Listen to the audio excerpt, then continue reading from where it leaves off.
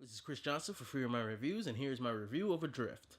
Adrift is about a couple who, after being shipwrecked by a hurricane, must learn how to survive in the middle of the sea with nowhere to go. So this movie's a mixed bag for me. You can see from a technical level that the movie's very nice, very great cinematography from Robert Richardson. The score does its job. Shailene Woodley is actually fantastic in the movie, I would say, as well. She really has to carry this thing, as you know, her counterpart is mostly laying on the ship near death most of the time. Sam Claflin.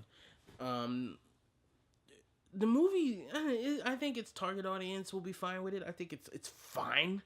Um, it really the problem is it really had a hard time getting me invested in the characters and invested in the problems that they arise.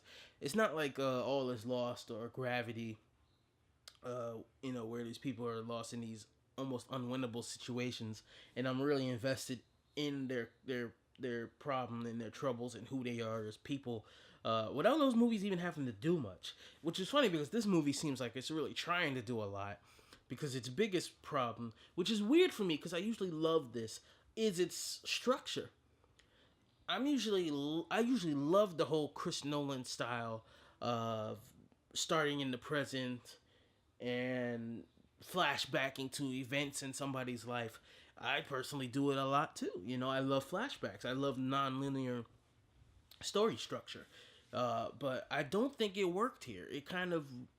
It almost takes you out of the movie. It takes you out of the situation where you kind of want to stay in the boat, but then it'll go back to a flashback that really doesn't make me care much.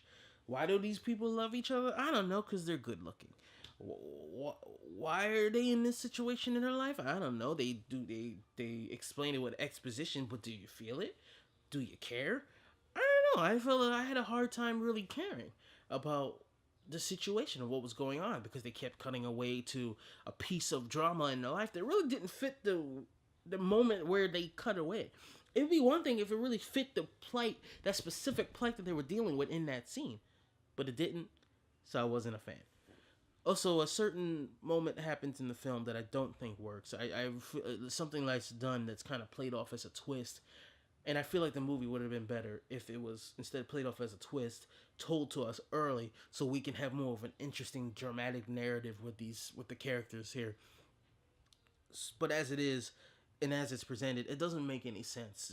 A certain situation is presented, and then boom, it's matter of fact, and that's it. And I don't even feel like it was set up well enough to the point that, okay, if you knew the real life story of the film, you would have known.